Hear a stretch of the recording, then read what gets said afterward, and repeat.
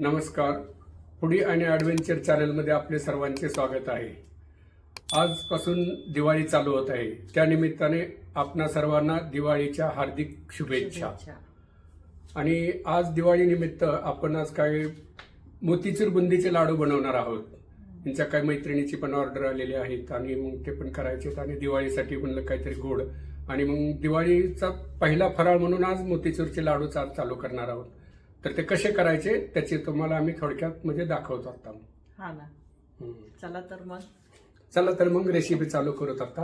आणि पहिल्यापासून लाडू बनवेपर्यंतची रेसिपी आम्ही दाखवणार आहोत. त्याच्यामुळे तुम्हालाही करायचं असेल तर तुम्ही करू शकता त्याच्याप्रमाणे. मग चला तर पाहू. मग आता काय करतात आपण? आता हे आपण बेसन चाळून घेणार आहोत आणि मग भिजवून घेणार नाही का बुंदीला.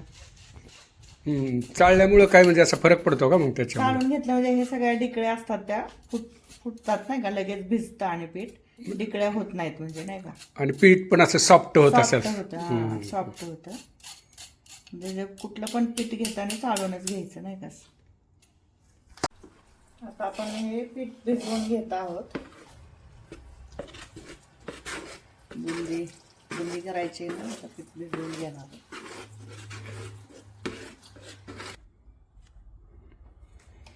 हे आता आपण पीठ भिजवून घेतलेलं आहे.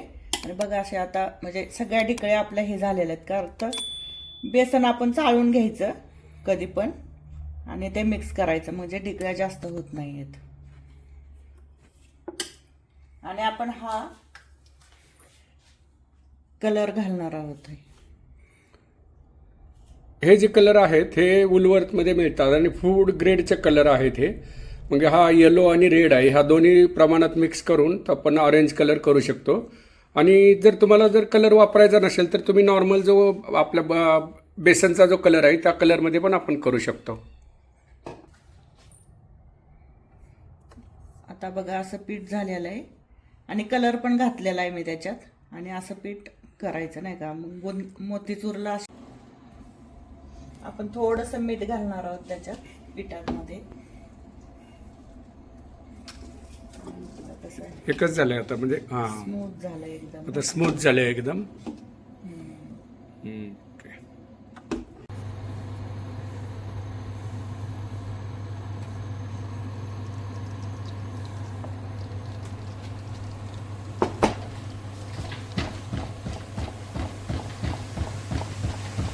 हा 2 नंबरचा झाऱ्या आहे. या झाऱ्याने बुंदी खूप छान पडते. मोतीचूर बुंदी आपल्याला जर बारीक पाहिजे असेल ना तर यानं पडते. आणि फक्त हे असं टॅप करायचं. हे टॅप केलं की बरोबर बुंदी मग त्याच्यातून पडते. आपण टॅप नाही केलं तर मग पडत नाही. मग खूप पातळ करावं लागते. पातळ केली की मग ते अशी पोकळ बुंदी बनते मग त्याच्यातून. बघा अशी झाली बुंदी.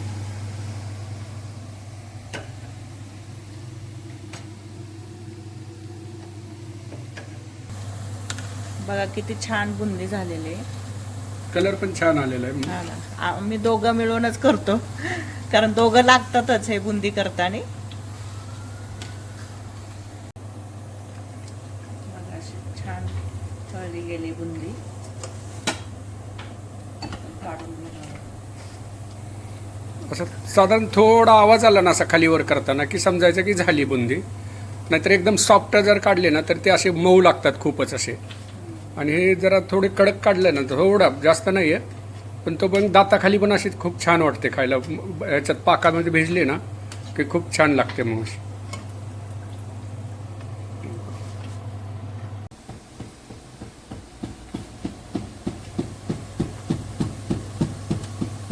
अशी मस्तपैकी बुंदी पडते. फक्त एवढं असं टॅप करावं लागतं म्हणजे बऱ्यापैकी टॅप केलं ना की एकसारखी बुंदी पडते. आता साधारण एवढी बुंदी झाली बनवून. अजून साधारण याची अर्धी तरी असेल अजून शिल्लक.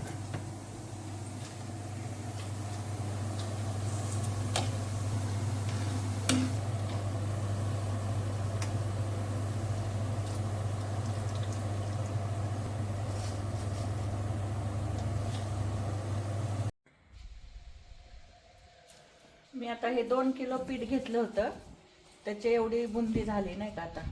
आणि हे बुंदी 2 किलो ला 4 किलो साखर लागते.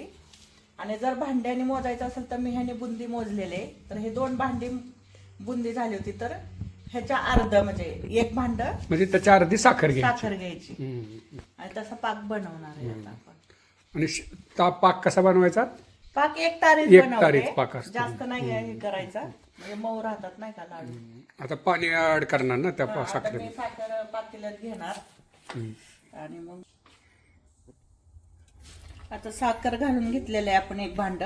तर ह्याच भांड्याने मी पाणी घालते. आता थोडस कमी घेतलंय पाणी साखरेपेक्षा, तेवढंच घेते नाही का.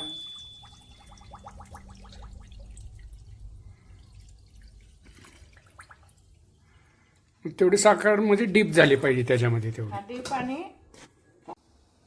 आपण ह्याच्यात वेलची पावडर घालून घेऊ. थोडी पाकात पण घातलेली आहे मी नका.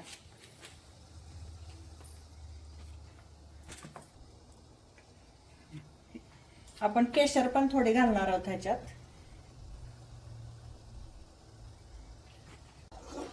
आता आपण केशर आणि वेलची पावडर टाकून घेतलेले आहे, त्यांनी थोडा कलर पण येतो नाही का केशरने. आणि असं पाक आता आपण बघणार आहोत नाही का. असं एक तारी आलं की मग आपण बुंदी त्याच्यात घालणार आहोत. अजून पाक होतच आलाय आपला. असं घेऊन बघायचं नाही का. शेवटी एकदम हळू ठिपका पडतो नाही का. अशी तार पण दिसते एक.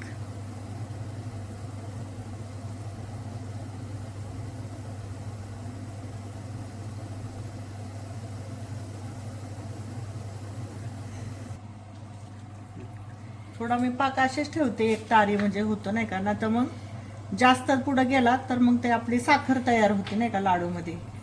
तर तुम्ही असंच करा नाही का. म्हणजे 1-2 दिवसानंतर त्या लाडूला अशी साखर दिसते ड्राय झालेली. ड्राय झालेली दिसते. त्यामुळे थोडा कमी ठेवलेलाच चांगला. म्हणजे कमी असेल तर मग असे सॉफ्ट पण राहतात. आता एक तार आलेले आहे आपल्या. आता आपण पाक ह्याच्यात घालून घेऊ, मिक्स करून घेऊयात बुंदीमध्ये.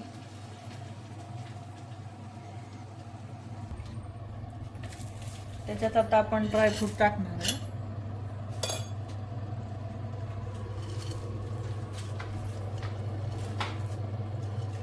काजू आणि बदाम कट करून घेतलेले आहेत, पिस्ता पण कट करून घेतलेला आहे.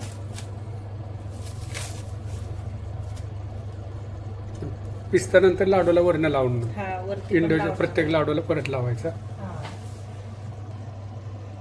2 स्पून तूप पण घालणार आहे त्याच्यात. ते तुपामुळे आणि टेस्ट पण छान येते. आणि 5 मिनिटं आपण गॅसवरती परत एकदा गरम करणार आहे नाही का. हे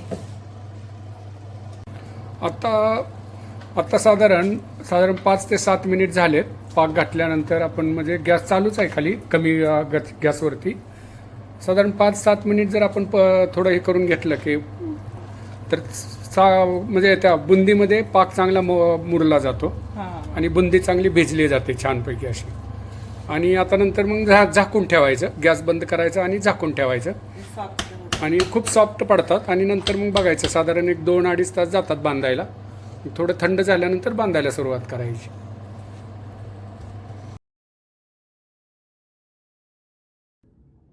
आता आपले लाडू तयार झालेले आहेत. बघा, पाहू शकता तुम्ही सगळे लाडू तयार झालेत. आता थोडेच राहिलेत, 1-2च राहिलेत फक्त. आता ते पण होतील. आणि सगळ्यांचे जे कोणी सांगितले त्यांचे पण भरून ठेवलेले आहेत मी पार्सल देण्यासाठी.